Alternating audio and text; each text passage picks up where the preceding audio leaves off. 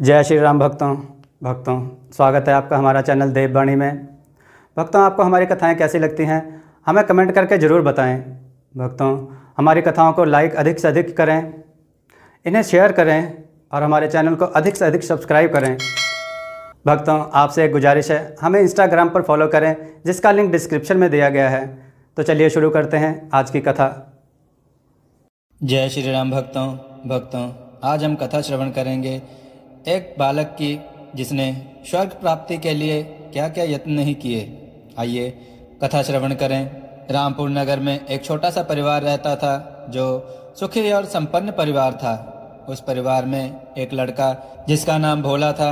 वह अपने नाम के अनुरूप ही भोला भाला था। वह प्रतिदिन रात में सोने से पहले अपनी दादी से कहानी सुनाने को कहता था।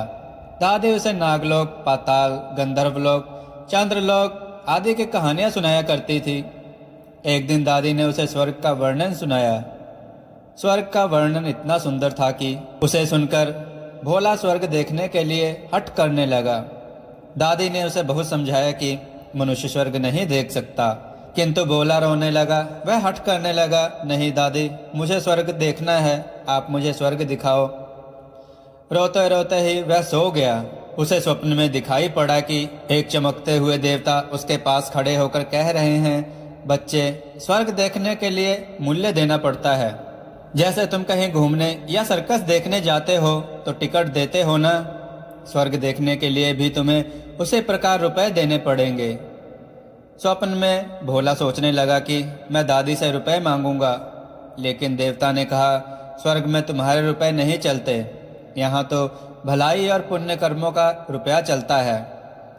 देवता ने उसे एक डिबिया देते हुए कहा, अच्छा काम करोगे तो 1 रुपया इसमें आ जाएगा, और जब कोई बुरा काम करोगे तो 1 रुपया इसमें से उड़ जाएगा। जब यह डिबिया भर जाएगी तब तुम स्वर्ग देख सकोगे। जब भोला की नींद टूटी तो उसने अपने सिरहाने सचमुच एक डिबिया देखी। डिबिया लेकर वह बड़ा प्रसन्न हुआ। उस दिन उसकी दादी ने उसे एक पैसा दिया। पैसा लेकर वह घर से निकला। एक रोगी भिखारी उससे पैसा मांगने लगा।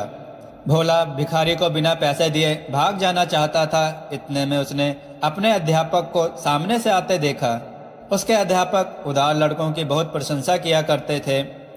उन्हें देखकर भोला ने भिखारी को पैसा दे दिया। अध्यापक ने उसकी पीठ ठोकी और प्रशंसा की। घर लौटकर भोला ने वह डिबिया खोली, किंतु वह खाली पड़ी थी। इस बात से भोला बहुत दुखी हुआ। वह रोते रोते सो गया। स्वप्न में उसे वही देवता दिखाई पड़े और बोले, तुमने अध्यापक से प्रशंसा पाने के लिए पैसे दिए थे, सो प्रशंसा मिल गई, अब रोते क्यों हो? किसी लाभ की आशा से जो काम किया जाता है वह तो व्यापार है, वह पुण्य थोड़े ही है। दूसरे दिन भोला को उसकी दादी ने 2 पैसे दिए। पैसे लेकर उसने बाजार जाकर 2 संतरे खरीदे। उसका साथी सोनू बीमार था। बाजार से लौटते समय वह अपने मित्र को देखने उसके घर चला गया। सोनू को देखने उसके घर वैद्य आए थे। वैद्य जी ने दवा देकर सोनू की माता से कहा, इसे आज संतरे का रस देना। सोनू की माता बहुत गरीब थी। वह रोने लगी और बोली, मैं मजदूरी करके पेट भरती हूँ। इस समय बेटे की बीमारी में कई दिनों से काम करने नहीं जा सकी। मेरे पास संतरे खरीदने के लिए एक भी पैसा नहीं है। भोला ने अपने दोनों संतरे सोनू की माँ को दे दिए। वह भोला को आशीर्वाद देने लगी। घर आकर जब भोला ने अपनी डिबिया खोली तो उसमें 2 रुपए चमक रहे थे। एक दिन भोला खेल में लगा था। उसकी छोटी बहन वहां आई और उसके खिलौनों को उठाने लगी। भोला ने उसे रोका। जब वह ना मानी तो उसने उसे पीट दिया। बेचारी लड़की रोने लगी। इस बार जब उसने डिबिया खोल के देखा तो उसके पहले के इकट्ठे कई रुपए उड़ गए थे। अब उसे बड़ा पश्चाताप हुआ। उसने आगे कोई बुरा काम न करने का पक्का निश्चय कर लिया। मनुष्य जैसा काम करता है वैसा उसका स्वभाव हो जाता है। जो बुरे काम करता है उसका स्वभाव बुरा हो जाता है। उसे फिर बुरा काम करने में ही आनंद आता है। जो अच्छा काम करता है उसका स्वभाव अच्छा हो जाता है। उसे बुरा काम करने की बात भी बुरी लगती है। भोला पहले रुपए के लोभ से अच्छा काम करता था। धीरे धीरे उसका स्वभाव ही अच्छे काम करने का हो गया। अच्छा काम करते करते उसकी डिबिया रुपयों से भर गई। स्वर्ग देखने की आशा से प्रसन्न होता उस डिबिया को लेकर वह अपने बगीचे में पहुंचा। भोला ने देखा कि बगीचे में पेड़ के नीचे बैठा हुआ एक बूढ़ा साधु रो रहा है। वह दौड़ता हुआ साधु के पास गया और बोला, बाबा आप क्यों रो रहे हो?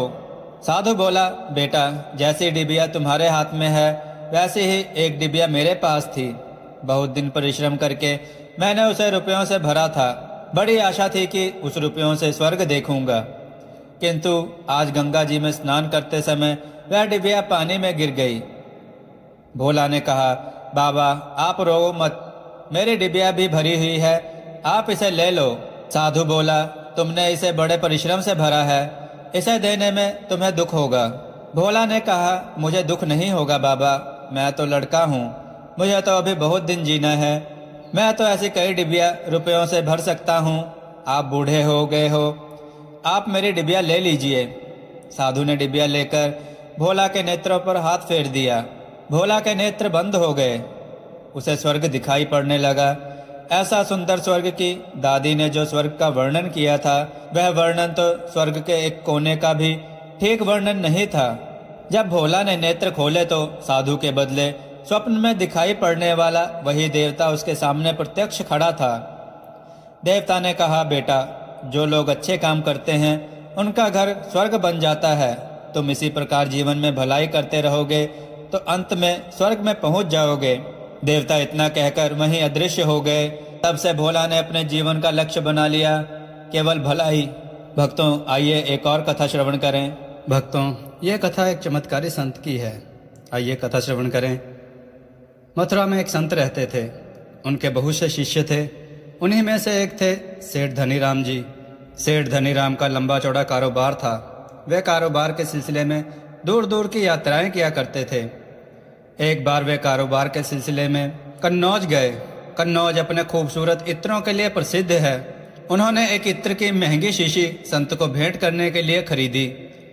सेठ धनीराम कुछ दिनों बाद काम खत्म होने पर वापस मथुरा लौटे। अगले दिन वे संत की कुटिया पर उनसे मिलने गए। संत कुटिया में नहीं थे।